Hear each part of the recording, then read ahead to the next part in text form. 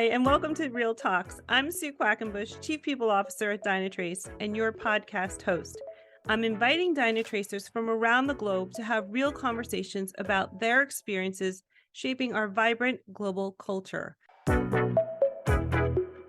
Welcome to another episode of Real Talks. Today, I'm super excited to be here with Andreas Grabner, who is a DevOps activist at Dynatrace, an open source advocate, and host of the Dynatrace Pure Performance podcast. And he travels around the globe speaking on some of the largest stages to share knowledge with the community. Well, thank you so much, Sue, for the great introduction. It's been a long journey. I've been with Dynatrace for more than 15 years, believe it or not, and I've been in the industry since 1999. And so it's been a while. It has been a while, and that's fantastic. And I'm excited to speak with you because looking out, you have had so many opportunities to speak with so many wonderful people across the globe. I'd love to just get your thoughts on how did you become an advocate and what was your journey? So I think my journey started even before Dynatrace, when I was put into a position to educate people because I showed them how to use the product that they bought in a better way.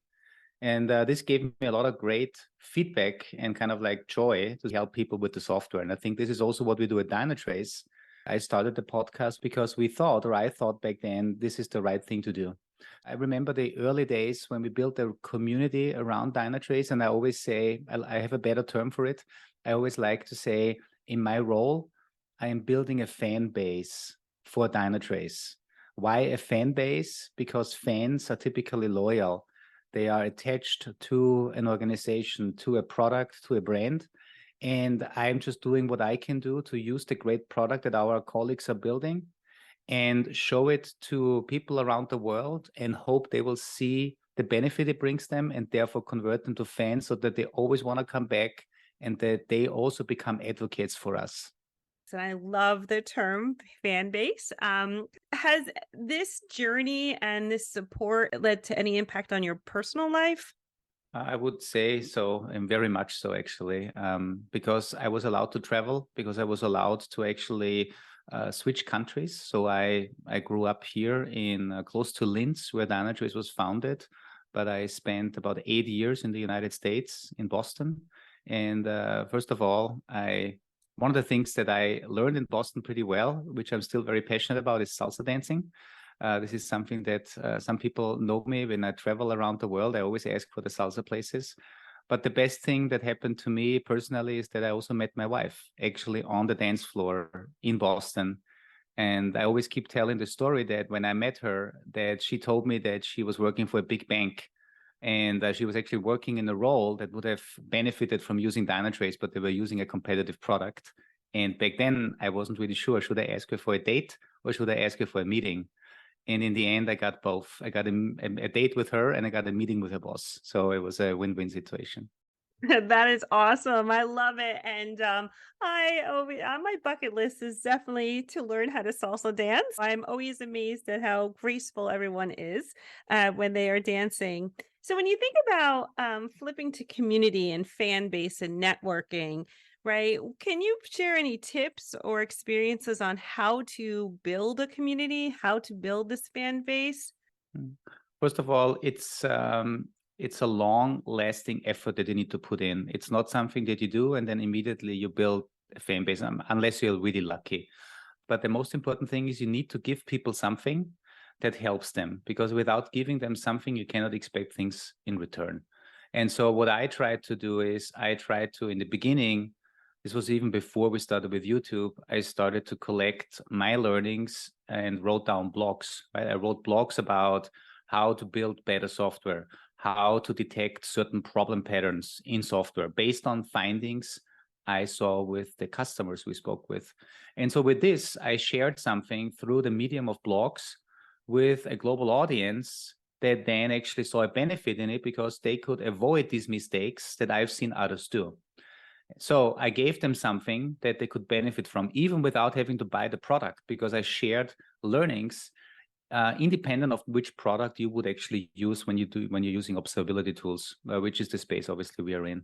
And I think when you give people something and it has a positive impact, they will then come back to you. They will also appreciate. I got a lot of great responses, whether it's to blog posts, to talks that I had at conferences, to YouTube videos. And based on this feedback, you then see, hey, this person is now really getting a benefit, and therefore I think there's going to be a long-term relationship. I can also then ask them in the future for a favor, right? Because if you give people something, not only are they grateful for this, but eventually you can call in a favor as well. And the favor would then be something like, hey, can you share your story? Because I need another story for the next blog, for the next video. I think just the last podcast we recorded last week, it was around sustainability engineering.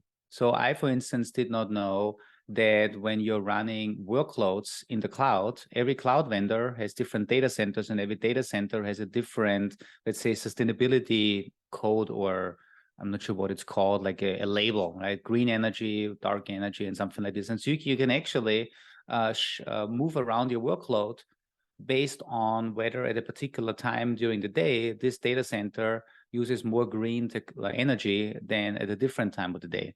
And so things like this I didn't know, right? I mean, I'm learning a lot. Or things like how companies like Facebook and Google, which we had on the podcast as well, how they are running 100,000 hosts and managing them, right? This was one of our early episodes with Goranka. She was a performance engineer at Facebook, and she told us how she helped scale Facebook to more than 100,000 hosts. And these are just phenomenal learnings, and also phenomenal individuals that we got to know. And this is how you then build a community. That's amazing. And so, Andi, one of the things that we're always looking to do is attract great talent to Dynatrace and retain our great talent. And for those individuals who are looking for an opportunity and looking at Dynatrace, can you, in simple terms, just explain what Dynatrace does and how does that impact our daily lives? I think for me, what it means is that the world needs software to run perfectly. And if the software doesn't run perfectly, simple things like, going to the grocery store and paying with your credit card wouldn't work. Or give you another example that is also close to my heart. I just bought a new car, and my new fancy car now has an app, and I can use the app to turn on the AC. I can use the app to open the car doors or close it. So the thing is, when I open up the app and click on that button, a lot of things happen, from the app sending the signal to the backend servers, the car picking up this signal, and then doing my action. Now, if I stand in front of the car and try to open it, and it doesn't open in a second, in 5, in 10, it never opens, then I'm not happy. Then software doesn't run perfectly. So what we do at Dynatrace, we ensure that any software we interact with, whether it's directly with the human interaction or whether systems interact with each other, we want to make sure problems don't happen, because in the end, somebody will suffer from bad software. Andi, as you know, we've just rolled out new refreshed values for Dynatrace, and the importance of values that really help frame an organization. I'd love to understand where you got your values from and where you learned. I remember a big moment in my kind of life when I brought my dad on a trip to the US. And it was actually the first time I really had to spend time with him. I was already in my mid-20s. The reason being is because he was a farmer. We grew up on a farmhouse, and he was always very busy because he was always on the fields. So he never really had time, at least for me, because it was, work was more important. And I think this is, first of all, where the work ethic maybe comes in, maybe sometimes too much. But what he taught me was a couple of life lessons. Don't hold yourself back by thinking somebody has an advantage over you, but because we all start with the same thing. Just be bold, and you can do something, and don't just think you can't do it, because you can. Try at least.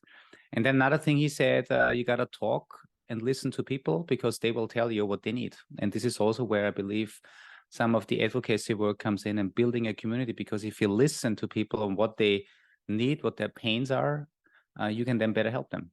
And so my dad is a farmer, and he still farms today, as well as my brother is a farmer. So I totally understand the work ethic. And that is so cool to bring your dad into the world that your profession and where you work, because my father has no idea what I do in the sense of just understanding it because it's so different. He is a small family farmer. And when you think back from where you grew up and where I grew up, it's so critically important to rely on a community, to understand that community, to give back to that community. And so that's wonderful. Thank you very much for sharing that. So I want to thank you, Andy, very much for being here and for joining me today. Well, thank you, Sue, for having me. And, we talked about advocacy a lot today. I think we just advocated through your podcast about what we do at Dynatrace. And I hope that people can also listen maybe to some of my episodes, to more of your episodes. And in the end, I hope, you will all now better understand what we do at Dynatrace and how we make sure that software runs perfectly. If you would like to dive deeper into what Andy is all about and what messages he is sharing, you can connect with him directly or check him out on Pure Performance Podcast. And you'll see tons and tons of information out there. And thank you very much, Andy, for joining me.